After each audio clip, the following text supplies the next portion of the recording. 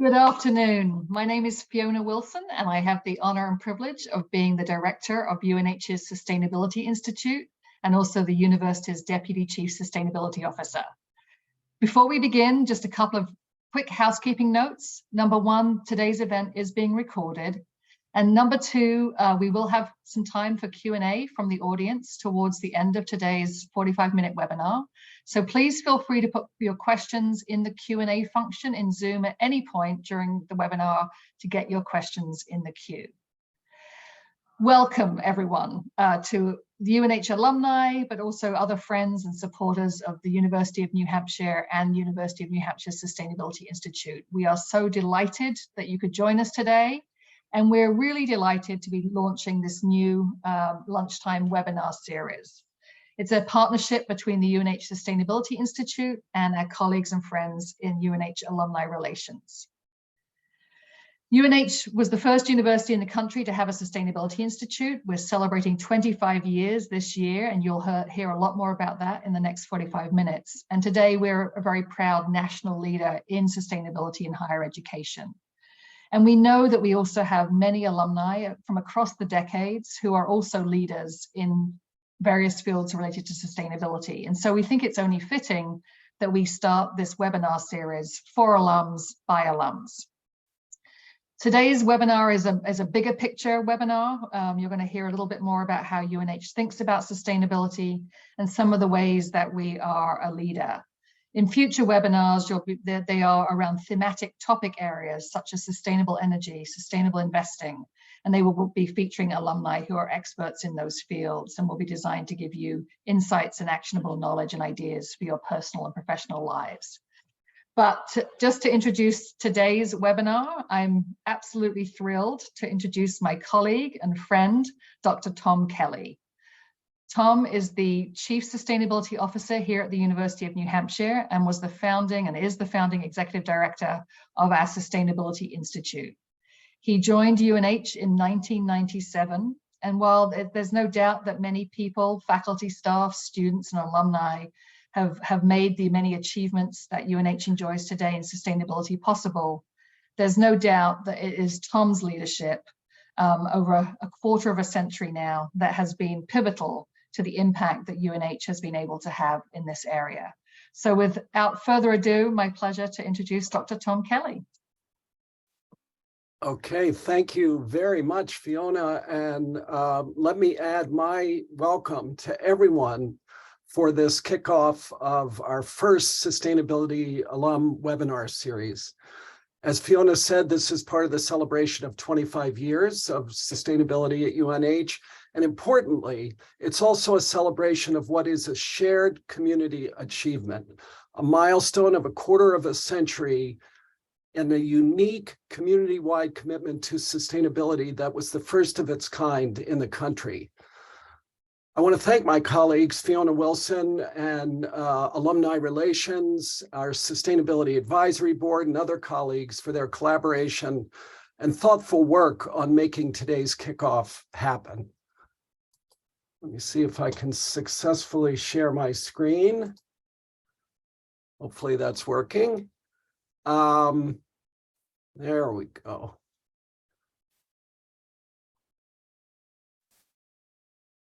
So our leadership at UNH is rooted in an understanding of sustainability that it as an all-encompassing commitment and a framework to guide the shifting of the trajectory of our collective lives across generations.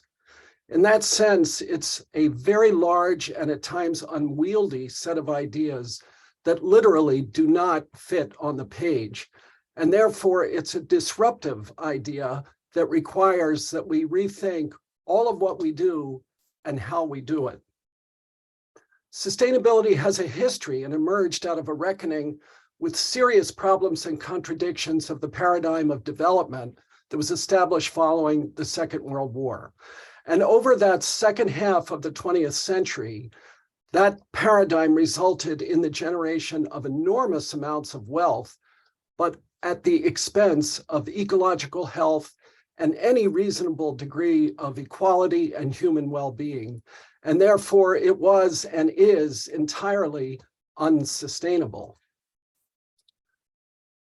And so in a nutshell, this comes down to a high-level understanding of sustainability as a commitment to human dignity for all people and ecological integrity in all places. That is what we're working for, and everybody has a place in that goal.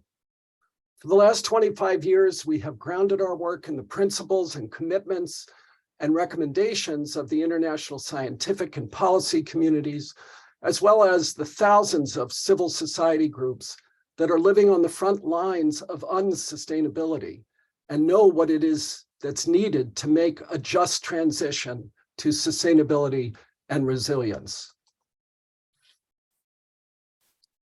All of this comes together in what we call the sustainable learning community, an approach to higher education where everything we do teaches about our shared values and commitments, and everyone is both a teacher and a learner. The framework that has guided us is grounded in 4 key areas that see sustainability at the intersection of these 4 systems. That includes climate and energy, biodiversity and ecosystems, food systems, and culture. And so sustainability is about sustaining the integrity of all of these systems simultaneously. We then work across what we call the core, which is running around the outside of that Venn diagram, which stands for curriculum, operations, research, and engagement. So the work is to align everything we do in these areas with these commitments and set of critical challenges. So, for example, in the area of curriculum, one tangible example is called the Changemaker Collaborative, which is an innovative effort that we have made in partnership with the Paul College of Business and Economics and the Carsey School of Public Policy, which has a variety of programs, including a unique dual major in sustainability, as well as a variety of hands-on experiential learning for UNH students to get their hands on sustainability. In the area of operations, you're seeing here our tracking of our greenhouse gas emissions. We developed the first greenhouse gas inventory tool for campuses all the way back in 2000, and that now underpins our WILDCAP, which is our climate action plan. And you can see here that some of the steps that we've taken to very concretely reduce our emissions include a cogeneration power plant, a very unique eco-line that connects to a landfill some 12 miles away and pipes filtered methane into that combined heat and power facility. So we met our first climate action goals a year ahead of time in 2019. We've already met the Intergovernmental Panel on Climate Change goals, and we've set bolder goals for 5 years ahead. In the area of research, one of the things we've done recently is established an undergraduate sustainability research symposium, where over 80 undergraduate students from all different parts of the university presented their research on sustainability issues. And in the area of engagement, we've got food system engaged networks that we have built, including Food Solutions New England, which is a 6-state network, the New Hampshire Farm to School program, and the New Hampshire Food Alliance, that are all working with partners on and beyond campus to develop sustainable food systems. The Food Solutions New England also includes a New England food vision that looks out to 2060 and asks, can we develop and produce 50% of our food in this region in a way that provides healthy food for all, sustainable farming and fishing, and thriving communities. We also have a core commitment within that work to racial equity, which cuts across all of our sustainability work. And this is an example of a 21-day racial equity challenge that we've run for the last 8 years. So now we are, again, keyed into where the international community is, and we're using as one of the guides of our work the Sustainable Development Goals that are part of a broader 2030 Sustainable Development Agenda adopted by the international community in 2015. And the reason the circles are running around this is that a key to understanding them is that they are a single, indivisible paradigm rather than a set of separate or discrete issues that we can pick and choose from. So when we think about this 25-year celebration, it's not just about the passage of time and an anniversary, it's the celebration of the collective achievement of establishing national leadership in this very complex and forward-looking field that has kept our eyes wide open and trained on the many interrelated challenges that constitute sustainability while responding to these in a collective and very creative way. When you stop to think about the 25th anniversary here at UNH and its leadership in this field, you reflect on how far ahead of the curve it was to develop such a comprehensive program all the way back in 1997. And that approach has come to define the field of sustainability in higher education. It was visionary and inspiring and completely on mission for our public land, sea, and space grant university. It's also a great gift to current and future generations of the UNH community to be able to steward and build upon this remarkable foundation. Sustainability at UNH is a true team sport and a community-wide commitment. And we're so excited that all of you are joining in this shared commitment. So I'll share a few thoughts more on the last 25 years, take a quick pivot to look ahead 25 years. And then with the help of two UNH alum, extraordinary alum, they'll share some of their journey and insights. And then as Fiona said, we'll have time for some questions after that. An anniversary provides an opportunity to pause and reflect, in this case, on the last 25 years of sustainability, both at UNH and in the wider world. And it's been a significant quarter of a century. A committed group of faculty, staff, and students helped launch this effort. And importantly, it included two people, Peter Lamb and Bill Moutz, who at the time were in leadership positions at the UNH Foundation and the College of Life Science and Agriculture, and they were pivotal in advancing this effort. Another key factor was the visionary philanthropy of Oliver Hubbard. He gave a series of gifts that established a $10 million endowment that has enabled us to build a comprehensive university-wide initiative that continues to attract support through a wide variety of gifts, including those from Joe Lamprey and Tom Haas, from members of our Sustainability Advisory Board, and many others that are on the webinar today. And we are so grateful for all of your support and all of your collaboration. I was honored to be invited to join UNH as the founding executive director of what became the Institute in 1997. And in this quarter of a century since, collaboration across the campus has resulted in the national leadership that we've referred to. That achievement is recognized by our peers and reflected in our platinum score in the Sustainability Tracking Assessment and Rating System, or what is referred to as STARS.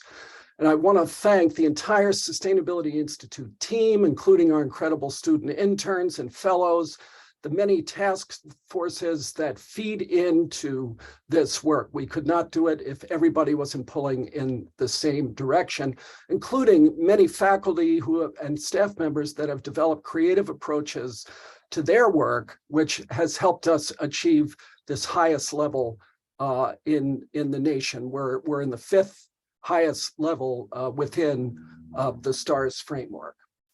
So I'll stop the share there and just wind up with some comments here. In the wider world, the past 25 years have been momentous from a sustainability point of view, but unfortunately not always in the way we would have hoped. As a result of the reckless increase in the consumption of fossil fuels, we've continued to alter the Earth's atmosphere, as has been predicted. Global warming is the result. And now with temperatures reaching 1.2 C above pre-industrial levels, we see the devastating results across the globe and with more and worse impacts on the horizon, including here in New Hampshire. As we pivot into the next 25 years and think about where will we be at UNH and in the world in 2047, we have our work cut out for us. But fortunately, there are many important building blocks at hand. The congressional climate breakthrough of the summer with the Inflation Reduction Act, accelerating uptake of renewables, and a new generation of activists, including right here in New Hampshire and at UNH, that are demanding and driving change, even in the face of active resistance by powerful political and economic actors. And those efforts include climate justice, centering the rights of the most vulnerable in terms of impacts and solutions. And so now scores of public, nonprofit, and private organizations are pushing in the same direction as the long overdue transition to sustainability and resilience is finally picking up steam. It's late, but the tide is in fact turning. And now we need to awaken, or perhaps reawaken, a consciousness of intergenerational stewardship, mutual caring and equity, and bold imaginings and collaborations. As we look to the next 25 years of sustainability at UNH, including the development of the UNH 2030 sustainability vision over the coming months, we would do well to give serious thought to the words of the late David Graeber and David Wengrow in their sweeping book, The Dawn of Everything, A New History of Humanity, in which they say, if, as many are suggesting, the future of our species' future now hinges on our capacity to create something different, then what ultimately matters is whether we can rediscover the freedoms that make us human in the first place. And in asking how we, particularly in the West, got stuck in the unjust and destructive patterns of collective life that have brought us to where we are today, they introduced the hopeful possibility of getting unstuck. Creativity, freedom, imagination, experimentation, and learning in service to the health and integrity of our shared home and community of life are central to our humanity and to a truly sustainable future. So while we don't know who will be leading sustainability efforts at UNH in 2047, we can nevertheless support them and give them more possibilities by doing the right things now. So our goal now is to come together in common cause and connect all of our efforts to achieve a far greater positive impact than we could ever accomplish separately. So to our valued alum, please reach out to us to collaborate. Consider supporting our work, consider hosting a student for hands-on learning, join our UNH Sustainability Alumni group on LinkedIn, attend the rest of these webinars across the fall and the spring, and let us together take it to a whole new level onto 2047. So now let's turn to our guest alum, Clara Miller and Austin Perea. Clara is a member of our Sustainability Advisory Board. She writes and speaks about sustainable finance, impact investing, business models, and accounting for the nonprofit arenas. And she's going to share a little bit of her journey, including her time here at UNH. So I'll turn it over to you, Clara.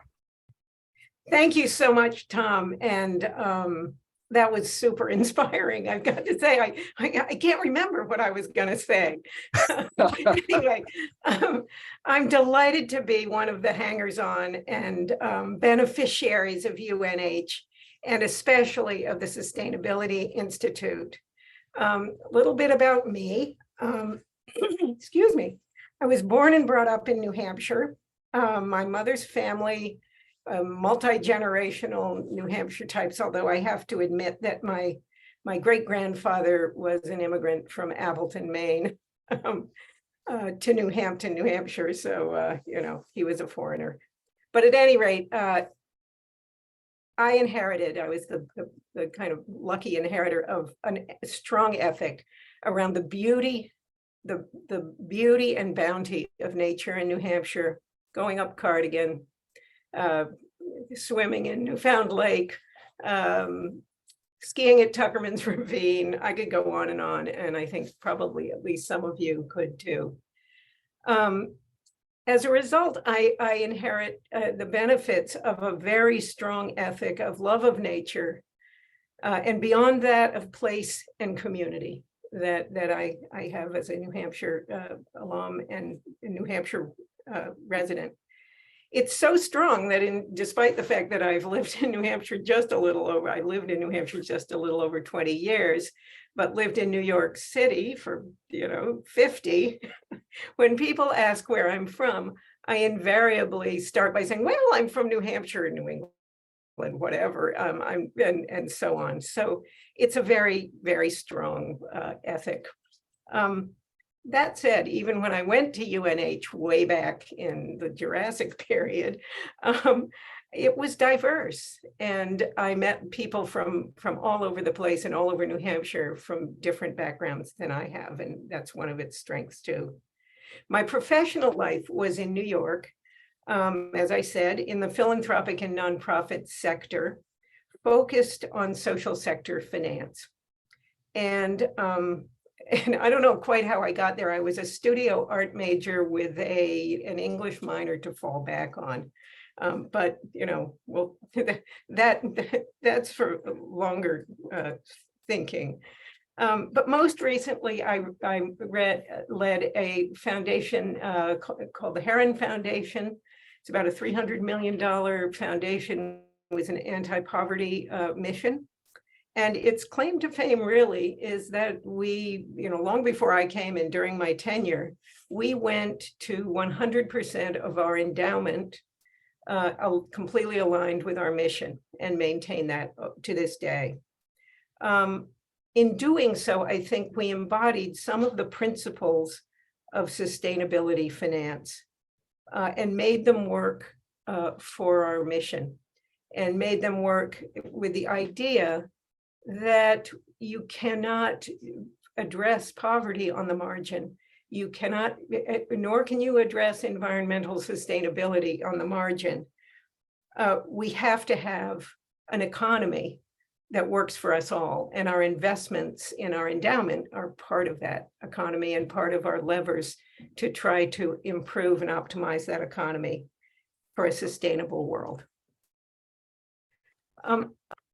So enter into my life a very well-kept secret, the Sustainability Institute, which I think embodies UNH's and New Hampshire's core values of nature, community, collaboration in positive concert over time. From my perspective, the Institute has avoided the insularity that can sometimes really bedevil place-based culture as well. We're up against it now, as Tom pointed out very well. We've got climate change, we've got wealth inequality, we have misinformation, and these are all unbounded problems. They don't end at the state line.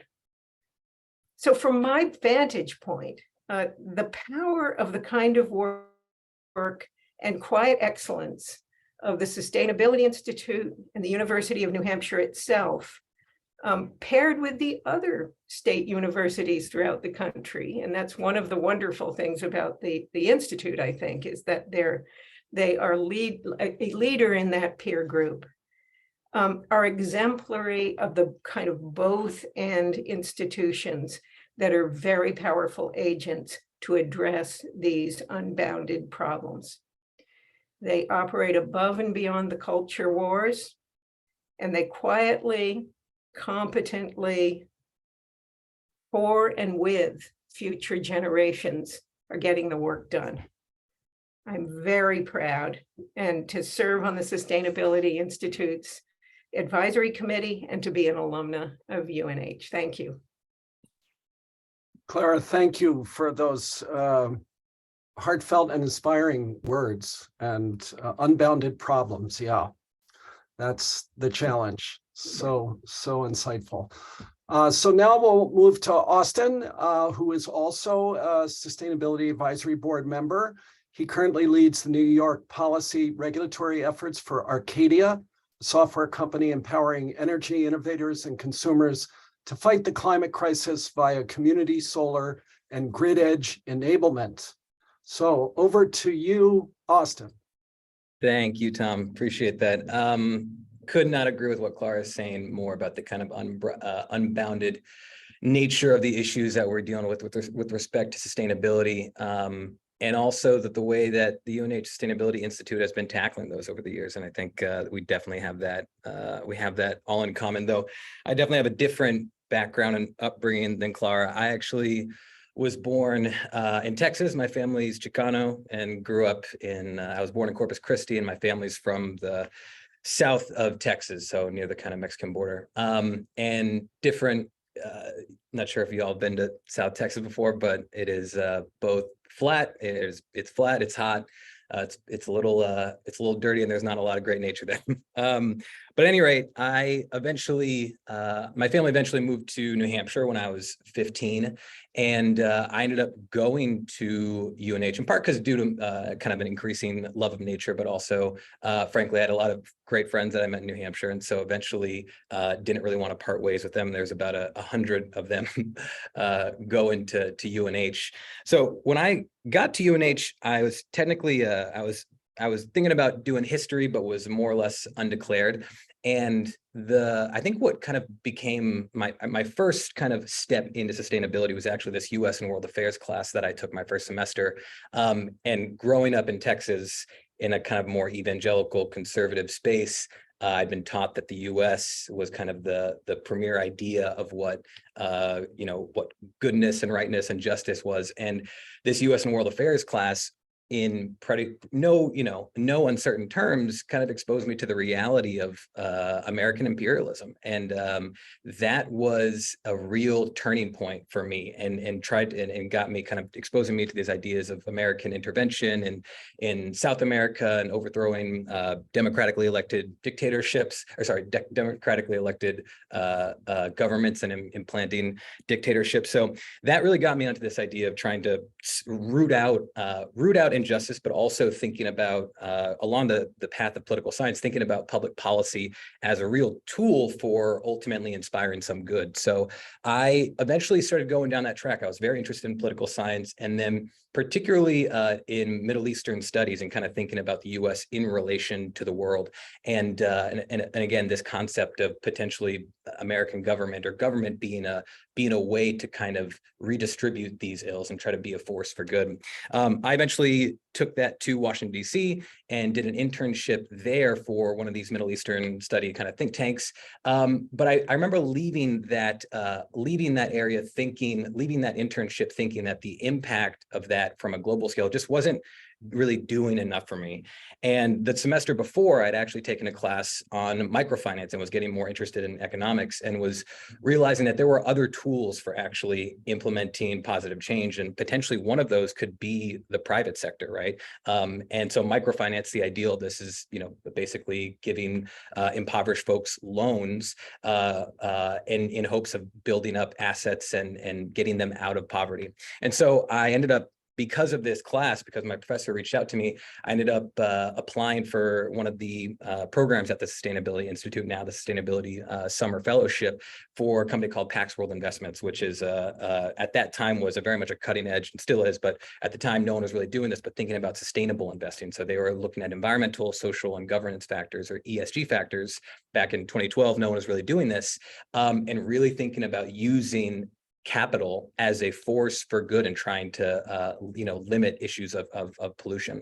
So that was also a significant turning point for me. I eventually did that internship through the Sustainability Institute. Because of that, I ended up doing more kind of investments, doing more work kind of in sustainable investing, leading up some sustainable investments at Atkins Investment Group at the business school. And then that eventually took me to the Middle East, where I kind of try to combine all these, thinking about Islamic banking and its ability to get people out of poverty. When I left UNH, I very much was realizing that clean energy specifically was where there was the perfect kind of confluence of a lot of these ideas. And so I worked at Boston Consulting Group after I graduated for a little bit, but very much was kind of getting more interested in the clean energy space, given the confluence of all these factors. I eventually started working at a company called Green Tech Media, which is where I got full into the distributed solar and clean tech and decarbonization space. I started leading up research on basically U.S. Renewable energy policy, and started to get a real sense of what is happening on the state and local level. And then after a few years there, I eventually went to a company called SunPower. I was working on financial products for financing residential solar, and also working on this concept of virtual power plants. And that, but even in all of those areas, I kind of realized that I was still searching for some more localized effort. I wanted to see the impact of my efforts be on a local level. And I've been living in New York for a few years now, and was lucky enough to get a position at my current company, Arcadia, leading up our policy efforts in New York. And New York is, and me and Clara probably share this sentiment, but New York is really leading the country in terms of thinking about decarbonization and climate policy that actually centers environmental and climate justice at its core, and equity at its core. So here at Arcadia, I'm leading up our community solar policy that's specifically a mechanism by which specifically kind of renters are able to get the benefits of distributed solar and the financial benefits of solar by linking up to a solar farm that's within their community, and then actually getting bill credits that reduce their overall bill. So happy to talk more about that, but yeah, again, very excited to be here and appreciate Fiona and Tom for having us. Looking forward to the conversation. Great. Austin, thank you for that very condensed version of a complex and inspiring story. Really wonderful. So we want to just toss one question out to you and Clara before we turn to the audience questions that are going into the Q&A.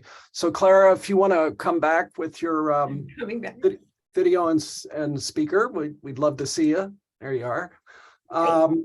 So we're thinking here on the kind of positive angle, and just would like to hear a few words about if we are successful and we make a very fundamental and just transition, let's say to 2030 and beyond, that really get at these issues, what is it that you see? What is it that you hear in that landscape that has kind of manifest all of these goals that we're talking about that really counteract these pressing problems? So a little vision exercise. Yeah, and by Monday morning, right? No, right.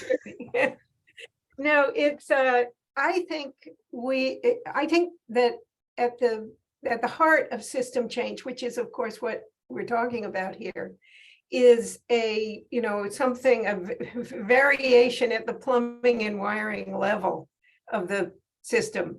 And I would say for the financial system, it is the idea of putting nature and life at its center. So, there's this terrific book called Regeneration by Paul Hawken, which I would recommend to everybody. And it's the idea of, instead of the first question being, what does this do for my company? What does this do for the economy? Blah, blah, blah. It's sort of like, what does this do for life? What does this do? Because we only have one perpetual endowment in this world, and it is nature, and we are part of it. And so reconceptualizing the idea that we do to and take from nature and so on, we got to get rid of that, and we got to understand that we are one with it, and that everything we do should be to replenish it. Beautiful. We only have one endowment. I love it. Thank you, Clara. Austin. Yeah, I mean, I unsurprisingly, but I couldn't agree more. I had an interesting conversation with my neighbor once or recently that kind of clarified my perspective on this. And it's basically saying that there's a certain segment of our population that thinks that we can build ourselves out of the climate crisis, right, in our current state. There's another subsect, which I think is smaller, at least in the popular mindset, but I hope is growing by 2030. And that is this idea that what is like, we're not necessarily going to be able to build ourselves out of this solely based on that. We need a reconception of what our values are within the kind of broader system.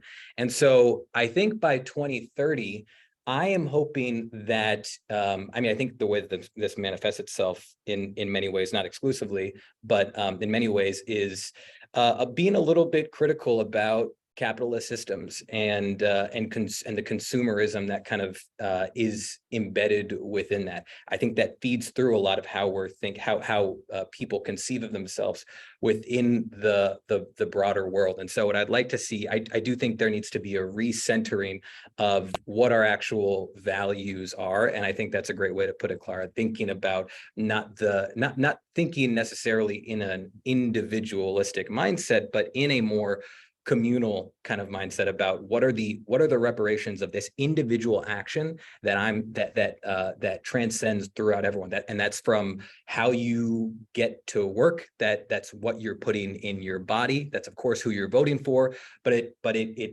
is systemic, right? And it feeds through everything. So if by 2030 I'm hearing more people think about these decisions, that every single decision they make from a holistic perspective, I think we're not going to solve this by 2030, unfortunately. But I do think that if people are thinking about this, that is going to be, and more so than today, that is what would be really encouraging. And that is also where I think UNH is the best positioned to actually inform this next generation of young leaders. Yeah, great, Austin, and thank you. Oh, go ahead.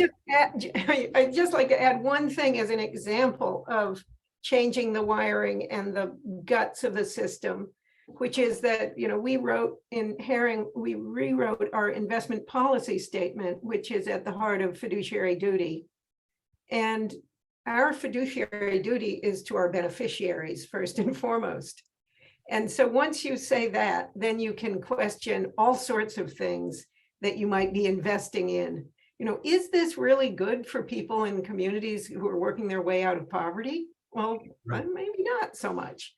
And you start putting that at the heart of what you're doing, and it changes everything. It's one of those things that changes that wiring and plumbing that changes everything. Yeah, Clara, thank you. I love that we're encompassing wiring and plumbing and a much needed critique of capitalism and consumerism and connecting it all coherently. It's beautiful, beautiful.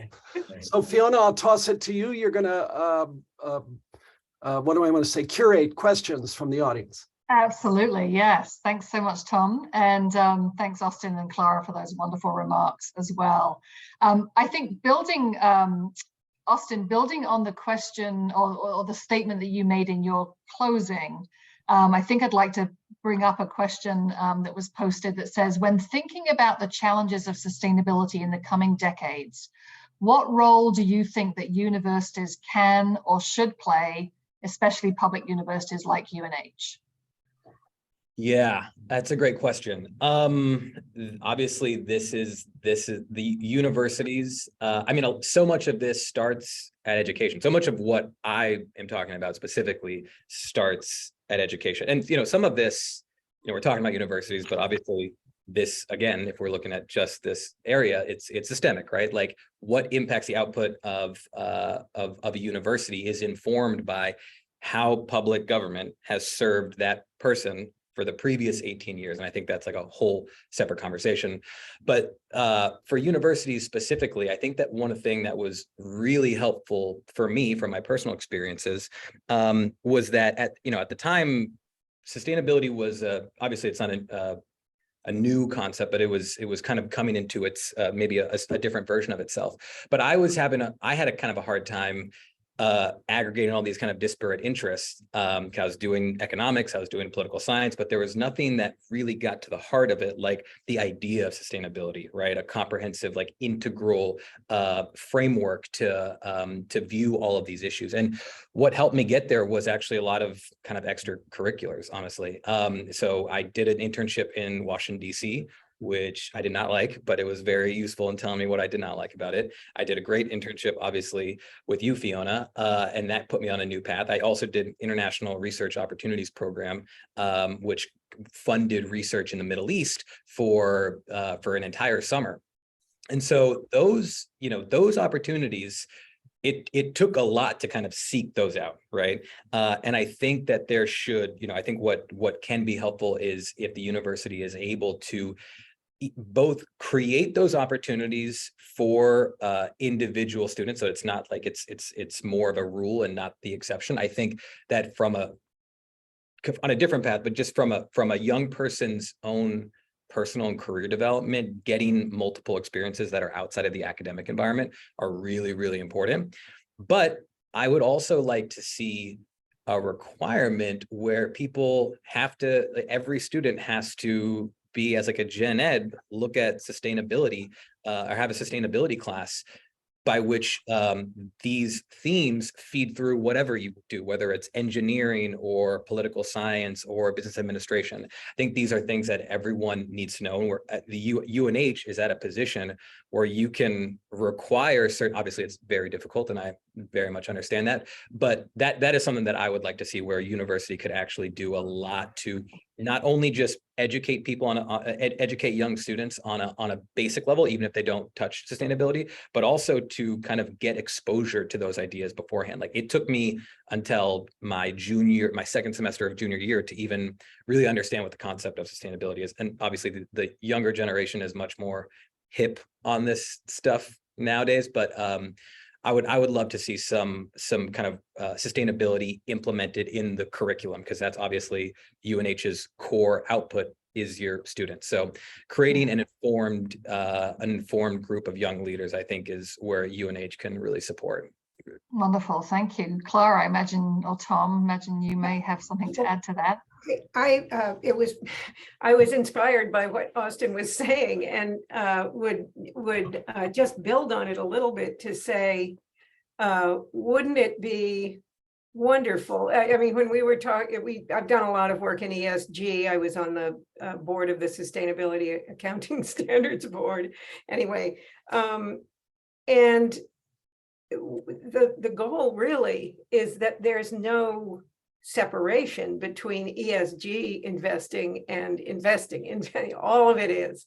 And similarly for education, all education is for sustainability. There's no separate class. I think, the brass ring would be that there's an entirely new way of thinking about and educating people that includes these principles at its core, and that moves us forward as a whole. I do think that one of the key things about state universities is that they embrace the broad middle. They are institutions that bring people together. They're unifying. They are about excellence that's outside of, the sort of, culture wars. That includes agriculture, that includes engineering, that includes business, but also includes the arts and so on and so forth and on and on. And I think that they are positioned in a really important way today in today's America, which is scary, I think, or problematic, worrying that we can't talk to each other anymore. And I think that state universities have standing to have that conversation happen. Yeah, excellent. And Tom, anything? Oh yeah, please go ahead, Austin. Go ahead. Potentially 2 points. One is just building off what you said, Clara. Like I do think that, even kind of going back to the previous question about what 2030 looks like, I want to get to a point where sustainability as like a discrete concept doesn't need to be identified, right? Because everyone thinks about systems thinking. Everyone looks at systems thinking as they're evaluating all of their decisions. Sustainability just becomes a key part of informing any decision that you make. The other thing that I'll say, and this obviously is not something that UNH or that this group can do anything about, but living in New York and meeting so many people that have gone to CUNY and SUNY systems, there is a real affordability issue with University of New Hampshire. I think I could not agree more, Clara, that public universities specifically are such an integral institution for driving this change. In New York, this is because it's so accessible. It's so accessible. And that has been, unfortunately, it's the case that UNH has been the most expensive state university in the country for, maybe it's UVM now or something, but consistently one of these. So I think, and that's obviously a very, very difficult thing to, but I think we need to call that out as, access is a huge part of the sustainability equation. And that is something that UNH needs to think about long term. Yeah, amen to that. That is so core. And you talked about, Austin, reconceptualizing the underlying values of the system. And Clara, you talked about the values of public institutions. And I think that we see this role of, if you don't have access, you can't do much good with all of this innovative programming. So that is definitely a core issue.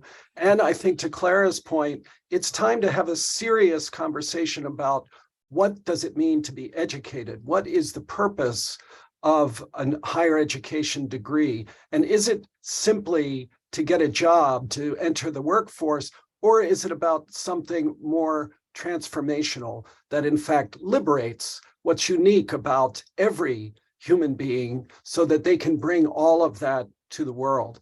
So I think that's something that I see happening over the next couple of years at UNH. And let's see where we come out on the other side.